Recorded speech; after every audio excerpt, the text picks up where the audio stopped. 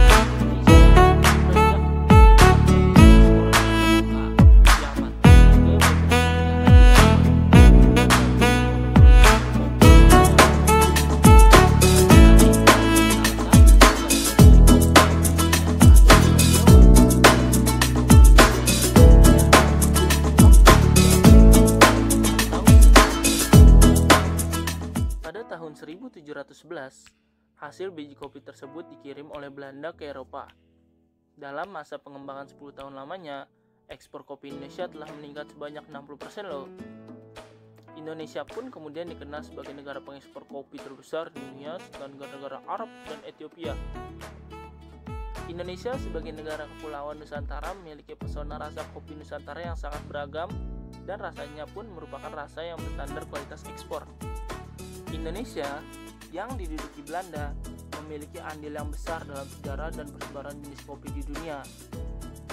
Pasca kemerdekaan Indonesia tahun 1945, seluruh perkebunan kopi Belanda yang ada di Indonesia dinasionalisasi. Sejak itu, Belanda tidak lagi menjadi pemasok kopi dunia. Kini Indonesia adalah salah satu penghasil kopi terbesar. Di samping rasa dan aromanya yang menarik, kopi juga dapat menurunkan risiko terkena penyakit kanker, diabetes, batu empedu, dan berbagai penyakitnya.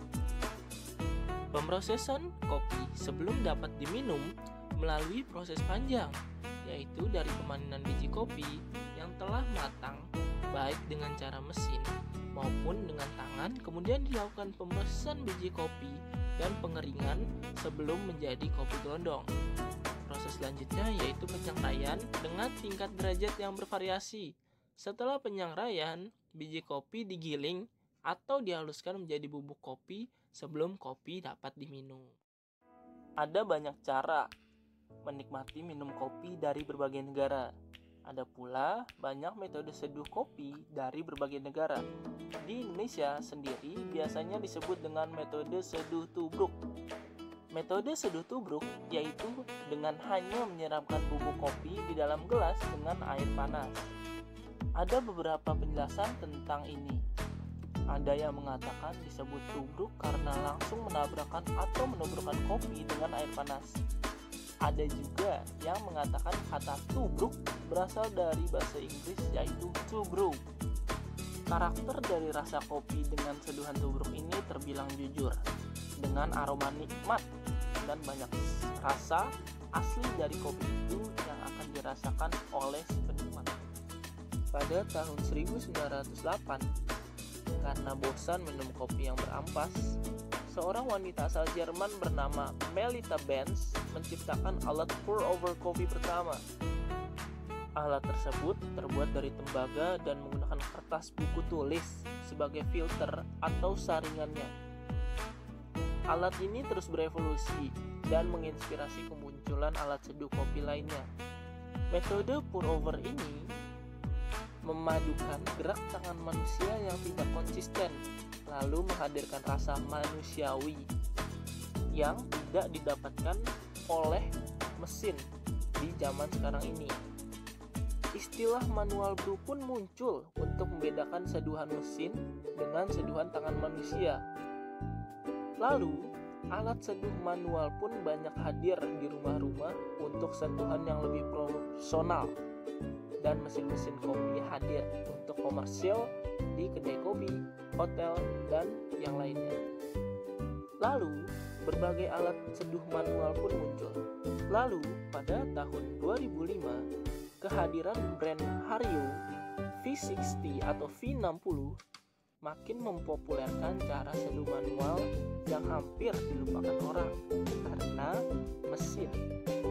Perubahan bentuk konsumsi dan disposisi kultural merupakan inti dinamika gaya hidup. Pada tahun 2012, Indonesia sedang menyaksikan transformasi gaya hidup kopi, kelahiran babak baru, sebuah kebudayaan minum kopi dengan metode seduh manual, tentunya dengan alat manual brewing. Keragaman budaya ngopi di Indonesia bisa dilihat dari bagaimana metode pembuatan kopi khas Indonesia, seperti kopi jos khas Yogyakarta. Kopi jos adalah kopi hitam dengan atau tanpa gula yang disajikan dengan arang yang dicelupkan di dalam kopinya. Kopi ini biasanya banyak ditemui di angkringan pinggir jalan dekat dengan stasiun Yogyakarta. Selanjutnya adalah kopi hop khas Aceh. Kopi hop biasanya disajikan dengan gelas terbalik di atas alas gelas. Caranya yaitu kopi akan merembes keluar perlahan-lahan dan kita bisa menyeruputnya melalui piring kecil atau alas dari gelas tersebut. Biasanya disediakan sedotan yang diselipkan lewat bibir gelas supaya kopinya tumpah keluar, lalu kita hanya tinggal meniupnya. Selanjutnya yang ketiga juga berasal dari Aceh, yaitu kopi Sanger yang sudah sangat terkenal di berbagai warung makan atau warung kopi khas Aceh yang istilahnya kurang lengkap jika di tempat makan atau ngopi khas Aceh tidak ada menu kopi Sanger. Patut diketahui, kopi ini hanya bisa dibuat oleh seorang joki, yakni istilah untuk orang yang pandai menarik kopi. Proses peracikannya dengan cara ditarik setelah kopi diseduh dan disaring dengan alat khusus. Dari ketiga metode khas Indonesia yang sudah dijelaskan tadi, tentunya masih banyak sekali metode dari berbagai daerah di Indonesia.